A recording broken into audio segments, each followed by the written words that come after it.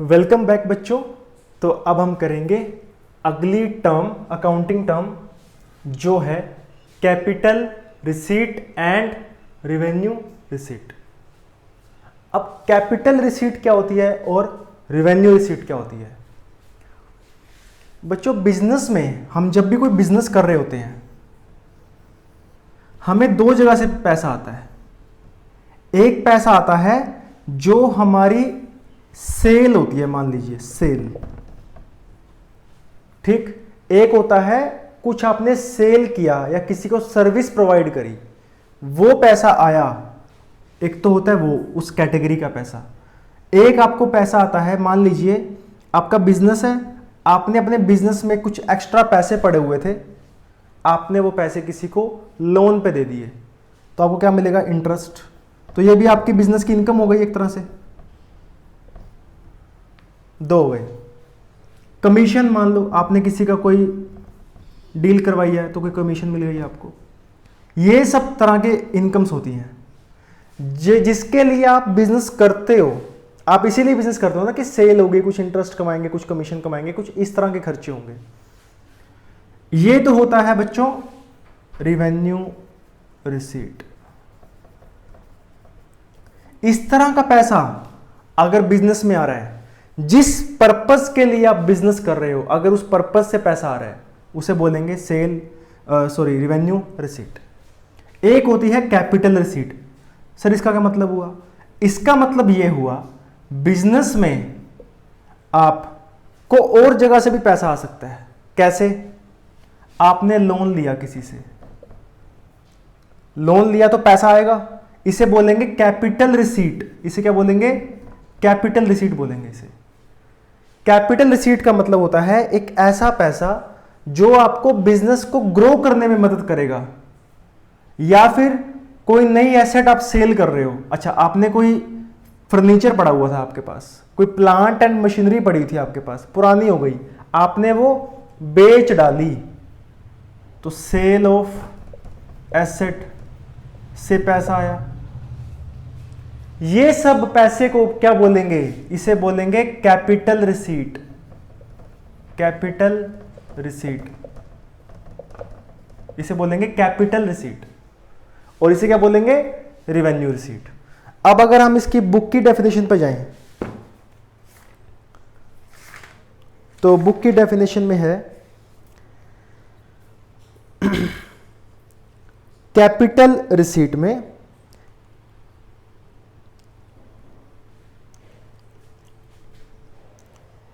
Example of capital receipt: amount received from the sale of fix asset और investment, capital contributed by proprietor. अगर आपने business में पैसे लगाए हैं, मतलब कैपिटल डाली है, उसे भी क्या बोलेंगे? उसे भी क्या बोलेंगे? Capital receipt. क्या ये पैसे से आपकी सेल तो नहीं हो रही, ना इंटरेस्ट आ रहा, ना कमीशन, तो ये तो आपकी कमाई वाली इनकम हो गई ना एक तरह से। और ये आपने जो सेल, हो सकता है यहां भी कमाई हुई हो, आपने कोई फर्नीचर बेचा, मान लीजिए आपने महंगा बेच दिया, हो सकता है कमाई हुई है वहां से, बट वो कैपिटल रिसीट ही रहेगी, रेवेन्यू रिसीट नहीं होगी। रेवेन्यू रिसीट नहीं होगी। रेवेन्यू रिसीट के एग्जांपल है money obtained from sale of goods, commission and fees received, interest and dividend received. आपने कोई इन्वेस्टमेंट किया, आपने किसी कंपनी के शेयर्स खरीदे हैं, वहां से आपको कोई डिविडेंड मिला। डिविडेंड मतलब कंपनीज क्या करती हैं? डिविडेंड उसे बोलते हैं, कंपनी जब अपना प्रॉफिट डिस्ट्रीब्यूट करती है अपने शेयर होल्डर्स को, उसे हम बोलते हैं डिविडेंड। तो डिविडेंड अगर दे रही है कंपनी, तो आपने बिजनेस के नाम से पैसे लगाए थे किसी कंपनी में, वहां से प्रॉफिट आया, उसे क्या बोलेंगे? डिविडेंड। तो वो डिविडेंड भी अगर आ रहा है वो किस में आएगा? रेवेन्यू रिसीट में। तो ये हो गया आपका कैपिटल रिसीट और रेवेन्यू रिसीट। ठीक है। अब होता क्या है, जो हमारा रेवेन्यू रिसीट होता है, आपको मैंने एक बात बताई थी, पहले हम बनाते हैं जर्नल। इसमें हम ना पूरे दिन की सारी एंट्रीज लिख लेते हैं, रोज की, बिजनेस की हर एक एंट्री यहां से होकर गुजरती है, जर्नल बना देते हैं। जर्नल मतलब एक ऐसी बुक बनाते हैं जिसमें सारी एंट्रीज लिख देते हैं हम। कोई भी बिजनेस की एंट्री है, चाहे वो रेवेन्यू रिसीट किया, चाहे वो कैपिटल रिसीट किया, डज नॉट मैटर, हर एक एंट्री 10 रुपए के खर्चे से लेके करोड़ रुपए का खर्चा तक सारा इसमें आता है जर्नल में। इसके बाद क्या बनती है, इसके बाद बनती है लेजर, इसके बाद बनता है ट्रायल बैलेंस। लेजर का मतलब सारे अकाउंट्स बन जाते हैं, याद है मैंने कल आपको पिछली क्लास में करवाया था, अकाउंट्स बन जाते हैं सारे। और जर्नल में तो सारी एंट्रीज आ गई ना, फिर उनको कैटेगराइज करते हैं, अकाउंट्स बनाते हैं, अकाउंट्स बना के फिर बनता है ट्रायल बैलेंस, और उससे क्या बनता है, प्रॉफिट एंड लॉस अकाउंट। सारे प्रॉफिट्स एक तरफ, सारे एक्सपेंसेस एक तरफ, तो जो नेट रिजल्ट आ जाता है वो हमारा प्रॉफिट आ जाता है। तो ये तो बन जाता है। साथ में क्या बनती है बच्चों, साथ में बनती है बैलेंस शीट, साथ में बनती है बैलेंस शीट। और बैलेंस शीट में आता है आपके पास कितनी एसेट्स हैं आज की डेट में, मतलब आपके पास कितनी संपत्तियां हैं, आपके पास कितनी देनदारी है, और बिजनेस के ओनर ने बिजनेस में कितना पैसा लगाया हुआ है। तो इसमें क्या होता है बैलेंस शीट में, बैलेंस शीट का ये फॉर्मेट होता है, ठीक। तो यहां पर होती हैं एसेट्स, यहां होती है कैपिटल और लाइबिलिटी, इधर एसेट्स आती हैं, इधर कैपिटल और लाइबिलिटी आती है, ठीक है। तो यहां पर तो सिर्फ पोजीशन आती है बिजनेस की, कि एसेट्स कितनी है, संपत्तियां कितनी है, और बिजनेस में पैसा कितना लगा हुआ है ओनर का, और बाहर से उठाया कितना हुआ है, मतलब लाइबिलिटी। तो जो रेवेन्यू रिसीट होती है ये प्रॉफिट एंड लॉस अकाउंट में आती है, और जो हमारी कैपिटल रिसीट होती है, जो हमारी कैपिटल रिसीट होती है वो हमारी ये इसको चेंज कर देती है।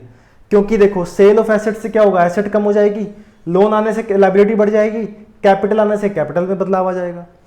लेकिन सेल इंटरेस्ट वगैरह से क्या होगा, हमारे प्रॉफिट्स इंक्रीज और डिक्रीज होंगे। तो ये आपका हो गया कैपिटल रिसीट और रेवेन्यू रिसीट। अब ये तो हो गया रिसिप्ट्स। इसके बाद आपका टॉपिक आता है एक्सपेंडिचर, ठीक। इसके बाद आपका टॉपिक है एक्सपेंडिचर, और ये बिल्कुल सिमिलर ही चलेगा आपका, जैसे आपका रिसिप्ट था वैसे ही कैपिटल एक्सपेंडिचर होता है एक, और एक आपका होता है रेवेन्यू एक्सपेंडिचर। एक्सपेंडिचर का मतलब क्या होता है बच्चों, एक्सपेंडिचर का मतलब होता है एक्सपेंस, खर्चा।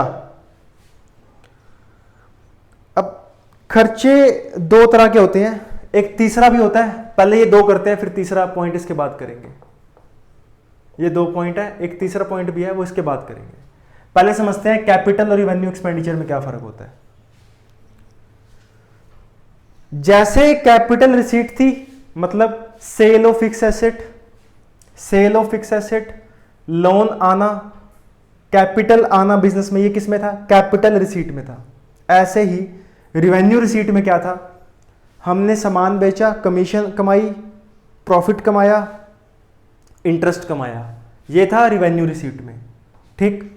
ऐसे ही कैपिटल एक्सपेंडिचर में वो वाले खर्चे आते हैं जो आप बिजनेस की एसेट्स पे खर्चते हो, मतलब कोई आपने एसेट खरीदी, परचेज ऑफ एसेट, आपने बिजनेस के लिए कोई फर्नीचर खरीदा, कोई प्लांट एंड मशीनरी खरीदी, कोई गाड़ी खरीदी बिजनेस के लिए, उसे क्या बोलेंगे, कैपिटल एक्सपेंडिचर। रेवेन्यू एक्सपेंडिचर का मतलब क्या है, जो आप डे टू डे आप नॉर्मल खर्चे कर रहे हो बिजनेस में, जो बिजनेस को चलाने के लिए बहुत जरूरी है। जैसे कि आपने परचेज की, परचेज ऑफ मटेरियल, आपने परचेज की, आप सामान खरीद के लाए, आप सामान खरीद के लाए बेचने के लिए, सिंपल। जैसे वहां पे सेल थी, यहां पे परचेज आ गया, ठीक है। तो ये आपका किस में आ गया, रेवेन्यू एक्सपेंडिचर में।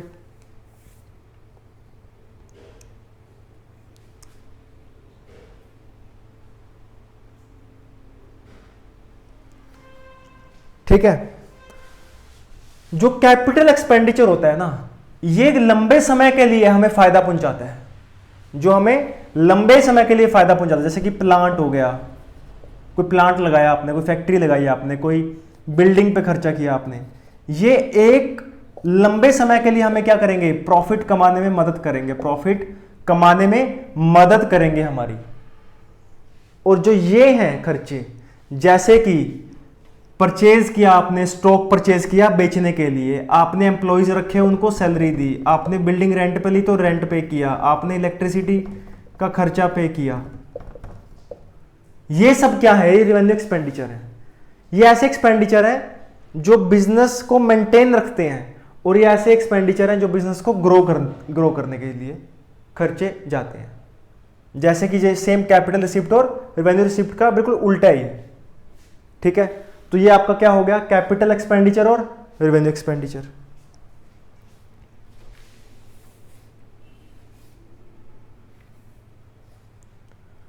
अब ऐसे ही जैसे कैपिटल एक्सपेंडिचर में हमने एक बात देखी थी, कैपिटल रिसीप्ट में कैपिटल रिसीट एसेट्स, लायबिलिटी और कैपिटल में चेंज ला रही थी, और रिवेन्यू रिसीट किस में चेंज ला रही थी, रिवेन्यू रिसीट चेंज ला रही थी प्रॉफिट में और लॉस में। ऐसे ही यहां भी कैपिटल एक्सपेंडिचर एसेट्स, कैपिटल और लायबिलिटी में फर्क लाएगा, और जो रिवेन्यू एक्सपेंडिचर है वो हमारा प्रॉफिट एंड लॉस में चेंज लाएगा। कैसे, इसको हम भेजेंगे प्रॉफिट एंड लॉस अकाउंट में, इसको भेजेंगे बैलेंस शीट में। बैलेंस शीट एक दिन की बनती है, प्रॉफिट एंड लॉस एक पीरियड का बनता है, एक साल का बनता है, लेकिन ये ऑन द डे ऑफ बनती है, एक दिन की बनती है। ये कि आज हमारी ये स्थिति है, उसे बोलते हैं बैलेंस शीट, और ये पूरे साल हमने कितना कमाया कितना गंवाया वो आता है प्रॉफिट एंड लॉस अकाउंट में, ठीक है। धीरे धीरे सब कुछ सीखेंगे आराम आराम से। अभी तो ये पूरी +1 क्लास ही आपकी यही है कि आपको ये बनाना है, तो ये आराम आराम से बैलेंस शीट और प्रॉफिट एंड लॉस समझेंगे हम कि क्या होता है। इसके बाद एक होता है बच्चों डेफर्ड रेवेन्यू एक्सपेंडिचर, ये इसका थर्ड पार्ट है, थर्ड पार्ट है डेफर्ड रेवेन्यू एक्सपेंडिचर। ये इन दोनों से बिल्कुल अलग होता है,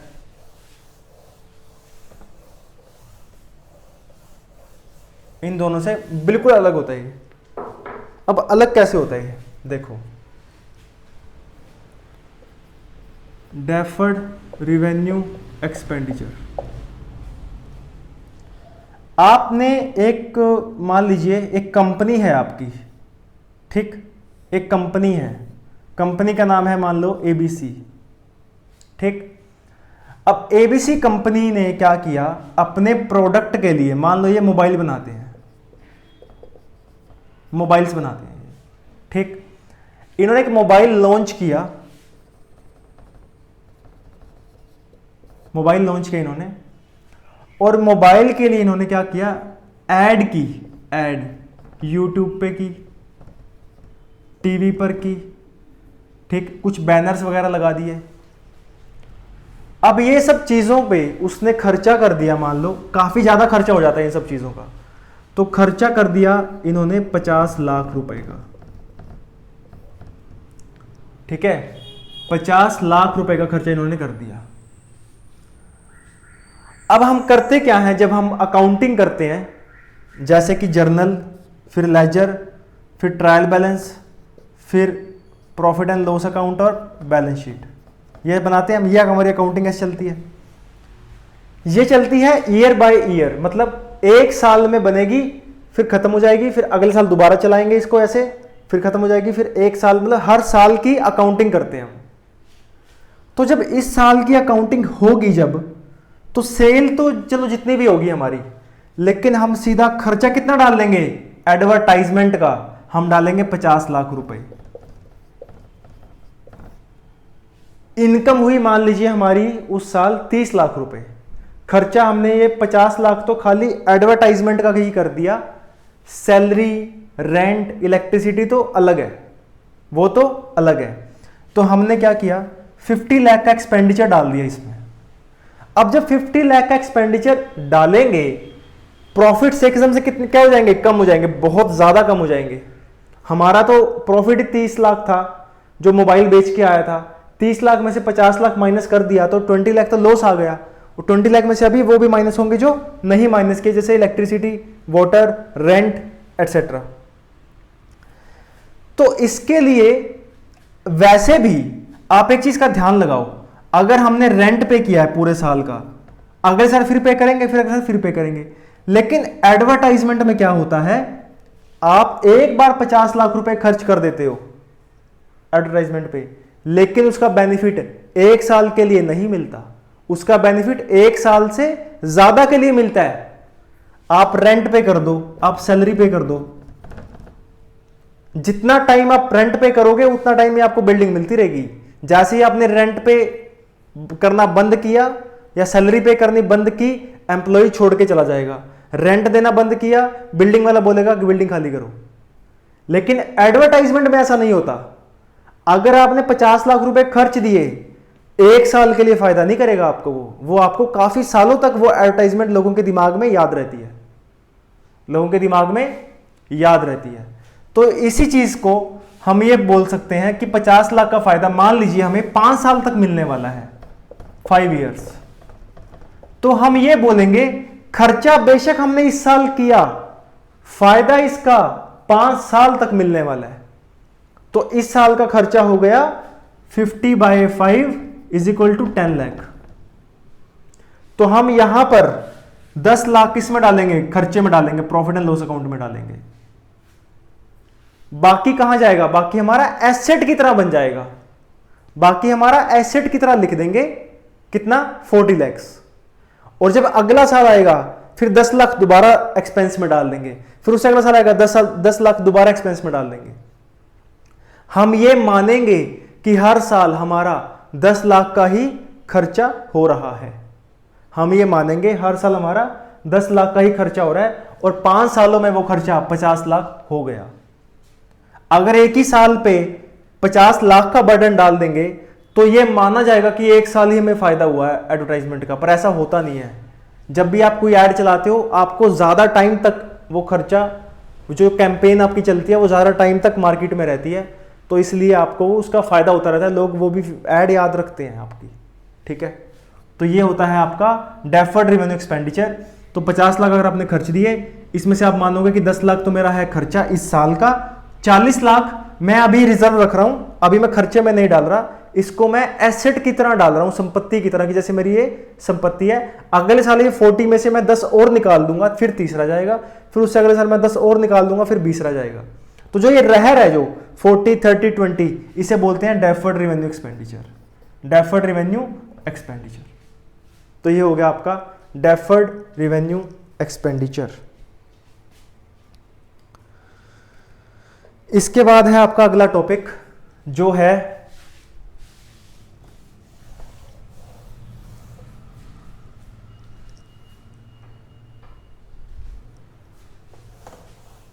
एक्सपेंस।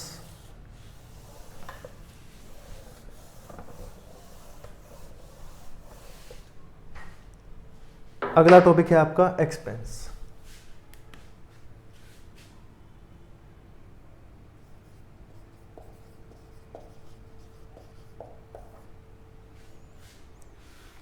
एक्सपेंस का सिंपल मीनिंग होता है खर्चा। ठीक, एक्सपेंस की अगर आप बुक में डेफिनेशन देखो तो उसकी डेफिनेशन है, expense is the cost incurred in producing and selling the goods and services. According to Finney and Miller, expense is the cost of use of things और services for the purpose of generating revenue. अब expense किसे बोलते हैं बच्चों? अच्छा, एक बात बताना, अगर मैं आपसे एक सवाल पूछता हूं, सिंपल सी बात बताना मुझे, मैं इस साल 15 लाख की परचेज करके लाया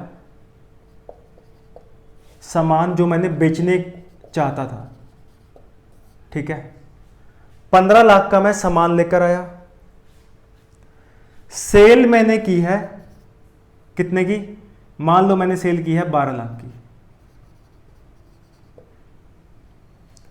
मैं 1 अप्रैल 2021 को सामान लाया और एक साल मैंने मेहनत की, 31 मार्च 22 को मेरे पास, मैंने जब टोटल किया तो मेरे पास 12 लाख की सेल थी, 15 लाख की परचेज थी। मतलब मैं परचेज करता रहा पूरा साल, वो 15 लाख की हो गई, पूरा साल सेल करता रहा तो मैंने 12 लाख की सेल कर दी।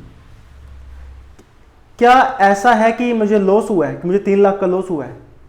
ऐसा नहीं होगा, क्योंकि मान लो अगर मैं बोलूं मेरे पास क्लोजिंग स्टॉक पड़ा हुआ है, यहाँ पे मेरे पास कुछ स्टॉक पड़ा भी हुआ है, क्लोजिंग स्टॉक, और वो मेरे पास पड़ा हुआ है मान लीजिए 5 लाख रुपए का।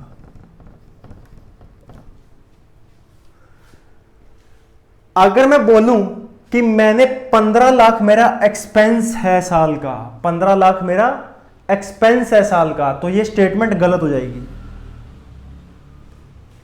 क्योंकि 5 लाख तो मेरे पास अभी पड़ा ही हुआ है ना। अगर मैं बोलूं कि 12 लाख में से 15 लाख माइनस कर दो, -3 लाख, मतलब लॉस आ जाएगा, जो कि गलत होगा, कहना गलत होगा। तो मैं ये बोलूंगा 15 लाख का मैं खरीद कर लाया था, 5 लाख मेरा क्लोजिंग स्टॉक बच गया है, बाकी मेरा क्या बचा, 10 लाख। इसे बोलते हैं कॉस्ट ऑफ गुड्स सोल्ड। इसे क्या बोलते हैं, कॉस्ट ऑफ गुड्स सोल्ड। मतलब जितने की आपने सेल की है, जितने रुपए की आपने सेल की है, इतने सामान की कॉस्ट क्या थी, जितने की आपने सेल की है, इतने सामान की, जितना सामान आपने बेच दिया, इतने सामान की लागत क्या थी, क्योंकि ये लागत तो ज्यादा सामान की है ना, इतने सामान की लागत बताओ, तो इतने सामान की लागत है 10 लाख रुपए। इसे क्या बोलते हैं, कॉस्ट ऑफ गुड्स सोल्ड, और इसी को बोलते हैं हम एक्सपेंस। इसी को क्या बोलते हैं, एक्सपेंस। ये एक्सपेंस नहीं है, एक्सपेंस ये तब बनेगा जब इसको बेच देंगे, इस स्टॉक को बेच देंगे, तब ये 5 लाख एक्सपेंस बन जाएगा। अभी ये क्या है, अभी एसेट है, मतलब अभी हमारी संपत्ति है, अभी हमारे पास पड़ी है, अभी ये खर्चा नहीं बोलेंगे इसको, ठीक। तो जितना सामान आपने बेचा, वो सामान लाए कितने का थे, 10 लाख का लाए थे, 12 लाख का बेचा है, 5 लाख अभी हमारे पास पड़ा है, वो हमारी संपत्ति है, एसेट है हमारी, ठीक। दूसरा, इस साल मैंने 10,000 के हिसाब से 12 महीने की सैलरी भी दी है एक एम्प्लॉई को, तो मैंने 10,000 यहां दिए, 10 यहां दिए, ऐसे करके मैंने 12 महीने दिए, ठीक। तो 1,20,000 क्या हो गया मेरा, सैलरी हो गया साल का, सैलरी हो गया साल का।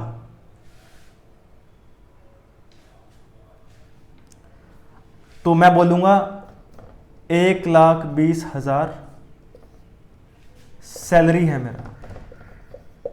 ये भी क्या है, ये भी एक्सपेंस है मेरा, ये भी क्या है मेरा, एक्सपेंस है साल का। तो जब मैंने 31 मार्च को जब मैं बैठा हुआ था खाली, तो मैंने ये देखा, मैंने 12 लाख की सेल की थी, माइनस मैंने 10 लाख की परचेज की थी इस सामान के लिए, तो मेरा 2 लाख का प्रॉफिट हुआ है, मुझे 2 लाख का प्रॉफिट हुआ है। लेकिन क्या मुझे 2 लाख का ही प्रॉफिट हुआ है, नहीं, 2 लाख में से मैंने सैलरी भी तो दी है ना, 2 लाख में से मैंने सैलरी भी तो दी है 1,20,000 की। तो मेरा एक्चुअल प्रॉफिट कितना हुआ साल का, एक्चुअल प्रॉफिट हुआ मेरा 80,000 रुपए का। अच्छा एक बात बताओ, अब मैं बिजनेस को चलाने के लिए, एक मान लो मैं लेकर आया था एक फर्नीचर, जहां पर कस्टमर आके बैठते हैं, चेयर टेबल सोफा, और मैंने हिसाब लगाया, जो ये एसेट्स मैं लेके आया हूं, जो मैं फर्नीचर लेके आया हूं, इसकी जो लाइफ है वो है 5 साल, 5 इयर्स। 5 साल तक निकालेंगे ये बस, उसके बाद इसकी वैल्यू 0 है, उसके बाद उसकी वैल्यू मान लीजिए 0 है, मान लीजिए 0 है वैल्यू, और मैं लेके आया था मान लो 50,000 रुपए का, मैं 50,000 रुपए का फर्नीचर लेके आया, जिसकी 5 साल के बाद वैल्यू 0 है। फर्नीचर मेरी क्या है, एसेट, फर्नीचर तो मेरी संपत्ति है। क्या यह कहना सही होगा कि मैंने देखो 12 लाख की सेल की, 10 लाख की परचेज की, 2 लाख प्रॉफिट आया, सैलरी दी 1,20,000 की, तो 80,000 मेरा प्रॉफिट है, और ये फर्नीचर लिया, ठीक है, बस, तो 80,000 मेरा प्रॉफिट हो गया। मैं खाली ये बोल दूंगा तो ये गलत होगा कहना, क्योंकि ये भी तो लिया है, ये भी तो खर्चा ही है बिजनेस का। तो क्या पूरा माइनस कर दूं 50,000 रुपए, तो क्या मैं फर्नीचर पूरा माइनस कर दूं 50,000 रुपए 80,000 में से, या फिर ये 50,000 का जो बर्डन है, बर्डन वो मैं 5 सालों में डालूं, क्योंकि ये 5 सालों तक मुझे फायदा देगा। अगर मैंने एक ही साल में सारा डाल दिया लोड इसका, दैट मीन्स कि ये फर्नीचर इसी साल लिया था, इसी साल ही 0 हो गया, बट ऐसा तो नहीं है। फर्नीचर मैंने लिया है 50,000 रुपए का, और ये 50,000 रुपए मुझे 5 साल तक फायदा देंगे, तो हर साल मैं कितना बर्डन डालूं फर्नीचर का, कितना डालूं? मैं डालूंगा 10,000 रुपये। तो मैं बोलूंगा मेरा प्रॉफिट हुआ 80,000 माइनस 10,000, तो मेरा एक्चुअल प्रॉफिट कितना आ जाएगा? 70,000 रुपये। और ये 10,000 भी क्या है? ये भी एक्सपेंस है। अब हमें कितने एक्सपेंस मिल गए? एक मिल गया हमें 10,000 का एक्सपेंस। इसे हम बोलते हैं डेप्रिसिएशन। इसे हम क्या बोलते हैं? डेप्रिसिएशन। इसके ऊपर पूरा चैप्टर आने वाला आपका। तो अभी इतना लोड मत लो, अभी इतनी टेंशन मत लो कि मुझे ये 10,000 की कैसे आया, क्यों आया, वो समझेंगे हम आगे जाके डेप्रिसिएशन के चैप्टर में। अभी आप यही समझो कि ये एक्सपेंस है एक, दूसरा एक्सपेंस क्या था? सैलरी। तीसरा एक्सपेंस क्या था? ये। तो sale minus cost of good sold, ये भी एक्सपेंस है, माइनस सैलरी, ये भी एक्सपेंस है। कितना बचा? 80,000। 80,000 माइनस 10,000, ये क्या था? डेप्रिसिएशन। मतलब फर्नीचर यूज कितना हुआ। कहते हैं ना कि फर्नीचर कितना घिसा, फर्नीचर घिसा कितना एक साल में। अगर 5 साल में सारा घिस जाता है फर्नीचर, जीरो कर देता है उसको, तो एक साल में कितना घिसता है? 10,000 रुपए का। इसे क्या बोलेंगे? जो आ गया प्रॉफिट। तो ये क्या थे? हमारे एक्सपेंस। इसे हम क्या बोलते हैं? एक्सपेंस। तो ये आपका हो गया एक्सपेंस। ठीक। इसके बाद अगला जो है वो है हमारा इनकम।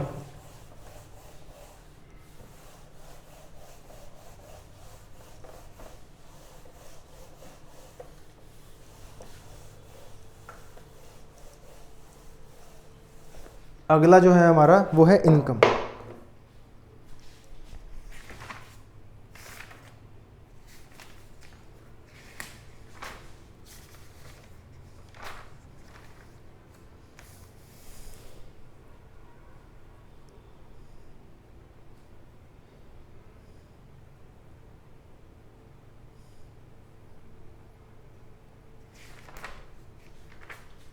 इनकम के साथ ना एक वर्ड एक और भी आता है, रिवेन्यू।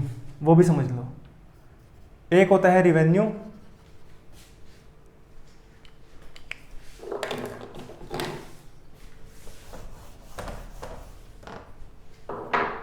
एक होता है रिवेन्यू और एक होता है इनकम। इन दोनों में फर्क क्या होता है? आपने दोनों वर्ड सुने होंगे, रिवेन्यू और इनकम। इनमें फर्क होता है और बहुत मेजर फर्क होता है। जब आप कहते हो मेरी सेल हुई है इस साल 10 लाख की, मैंने परचेज की थी मान लीजिए 12 लाख की, और मेरा क्लोजिंग स्टॉक है कितना? मान लीजिए 4 लाख रुपए। तो यानी कि मैंने 8 लाख का सामान, क्योंकि 4 लाख तो बचा ही हुआ है ना, तो मैंने 8 लाख का ही सामान यूज किया है। 8 लाख का सामान मैंने 10 लाख में बेच दिया, तो मुझे इनकम कितनी हो गई? 2 लाख की। अगर मैं ये बोलूं तो यहां पर रिवेन्यू का मतलब होता है कितना पैसा आपको सामान बेचकर आया, उसे क्या बोलते हैं? रिवेन्यू। इसे बोलेंगे रिवेन्यू। और ये हमारा क्या है? खर्चा, एक्सपेंस। मतलब 12 माइनस 4 करके ये हमारा क्या आ जाएगा? Expense. Cost of goods sold, याद है मैंने करवाया था अभी, कॉस्ट ऑफ गुड्स सोल्ड करके कितना जाएगा? 12 माइनस 4, 8 लाख। इसे क्या बोलते हैं? एक्सपेंस। ये हो गया रिवेन्यू। सेल कितने की इसे बोलेंगे रिवेन्यू। और इस रिवेन्यू को कमाने के लिए खर्चा कितना हुआ? खर्चा हुआ 12 माइनस 4 इजिकल टू 8 लाख। खर्चा हमारा हुआ 8 लाख रुपीस। अब रिवेन्यू में से जब एक्सपेंस माइनस करते हैं उसे हम बोल देते हैं इनकम। उसे हम क्या बोल देते हैं? इनकम। अब इसमें खाली कॉस्ट ऑफ गुड्स सोल्ड नहीं आता, इसमें सैलरी, रेंट, इलेक्ट्रिसिटी सब आ जाता है। यानी कि एक्सपेंस में आप सब कुछ ऐड कर दोगे यहां पर, और वो ऐड करके जब रिवेन्यू में से माइनस करोगे तो 2 लाख। तो ये कम भी आ सकता है, क्योंकि अगर आपके और भी खर्चे होंगे तो ये इनकम 2 लाख नहीं आएगी, थोड़ी और कम आएगी, क्योंकि आपके और भी खर्चे हैं कुछ। तो ये हो गया आपका इनकम।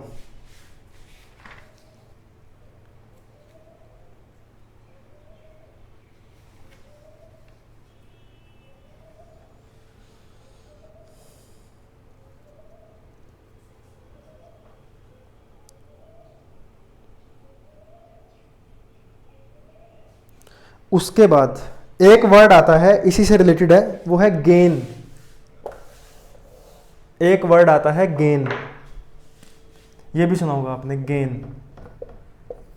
मतलब इन दोनों का मोटा मोटा सेम ही मतलब होता है, थोड़ा सा फर्क है, थोड़ा सा ही फर्क है सिर्फ। रिवेन्यू का मतलब तो वही है, इसका मतलब तो एक ही है कि सेल कितने की हुई, वो आपका रिवेन्यू हो गया। इनकम क्या था, revenue minus expenses is equal to income. लेकिन गेन में थोड़ा सा फर्क है। वो फर्क ये है, एक ऐसा प्रॉफिट जो आपको कोई चीज बेचकर मिला लेकिन आपका वो उस चीज का काम नहीं है। मतलब सर इसका मतलब नहीं समझ आया। आपकी शॉप है, मान लीजिए इलेक्ट्रिक अप्लायंसेस की, इलेक्ट्रिक अप्लायंसेस की शॉप है आपकी, फैन, एसी, कूलर वगैरह, टीवी वगैरह, ठीक है, इन सब की शॉप है आपकी। और जिस दुकान में आप रहते, आप बिजनेस करते हो, जिस दुकान में आप बिजनेस कर रहे हो, वो दुकान आपने बेच डाली। तो आपने वो दुकान ली थी 80 लाख की, आपने वो दुकान 90 लाख में बेच दी। यहां से जो प्रॉफिट निकल के आया ना, इसे बोलेंगे गेन। और जब ये इलेक्ट्रिक अप्लायंसेस वाला पर्सन इलेक्ट्रिक अप्लायंसेस बेचेगा, फैन, एसी, कूलर, टीवी वगैरह जब बेचेगा, वहां से जो इसका प्रॉफिट आएगा उसे बोलेंगे इनकम। आप जो काम कर रहे हो, जिसके लिए आप दुकान पर रोज जाते हो, जो आपका मेन काम है, वहां से जो आपको आ रहा है प्रॉफिट, उसे बोलेंगे इनकम। और जो आपने कोई एसेट है आपके पास, plant and machinery, shop, building, यहां से बेच के कुछ प्रॉफिट आ रहा है, इसे क्या बोलेंगे, गेन। इसे बोलेंगे गेन। ठीक है, तो गेन तो कभी कभी होता है। मेन आप बिजनेस किसके लिए करते हो, इनकम कमाने के लिए करते हो, गेन के लिए बिजनेस नहीं करते आप गेन के लिए बिजनेस नहीं करते। गेन तो हो जाता है अपने आप कि आपने बिल्डिंग बेची, फायदे में बिक गई आपकी, तो गेन हो गया। लेकिन आपका जो मेन पर्पज है बिजनेस का, वो गेन कमाना नहीं है, वो इनकम कमाना है। ठीक है, तो ये आपका फर्क होता है इनकम में और गेन में। इनकम आप रेगुलर कमाना चाहते हो, गेन कभी कभी होता है, गेन हर बार नहीं होता।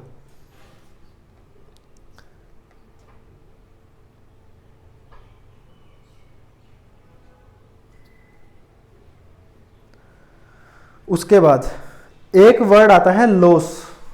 हमने एक्सपेंस पढ़ा है, अब हम पढ़ेंगे लॉस। लॉस किसे कहते हैं?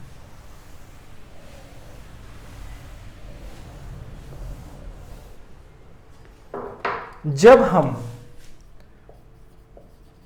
रिवेन्यू माइनस एक्सपेंस करते हैं तो क्या आता है, इनकम। इसको आप प्रॉफिट भी बोल देते हो, इसको आप प्रॉफिट भी बोल देते हो। प्रॉफिट तो आप गेन को भी बोल देते हो। तो प्रॉफिट एक ऐसी टर्म है जो हर जगह यूज हो सकती है।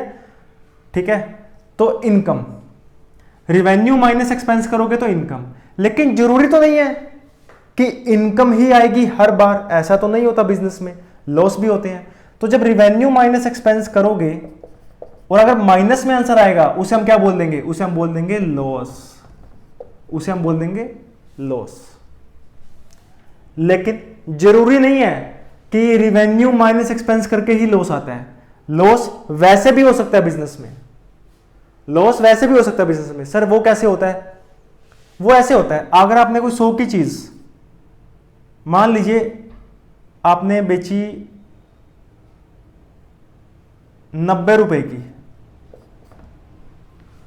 सॉरी 90 की बेची है ना, तो 90 रिवेन्यू हो गया आपका, और चीज लाए थे 100 रुपए की। ये क्या होता है? ये होता है आपका लॉस। ठीक, एक तो ये हो गया आपका, ये तो हो गया आपका लॉस। लेकिन मान लीजिए आपका गोडाउन है, आपका गोडाउन है एक, और गोडाउन में रात के वक्त मान लीजिए आग लग जाती है, आग लग जाती है, फायर। और फायर में आपका 50,000 रुपए का सामान खराब हो जाता है, जीरो वैल्यू हो जाती है उसकी, कोई वैल्यू रहती नहीं है उसकी। और जब उसकी कोई वैल्यू नहीं रहती, इसे क्या बोलोगे कि मेरा एक्सपेंस हो गया, मेरा खर्चा हो गया। इसे खर्चा नहीं बोलते बच्चों, इसे क्या बोलते हैं? इसे भी क्या बोलते हैं? इसे बोलते हैं लॉस। इसे भी क्या बोलेंगे? लॉस बोलेंगे इसको भी।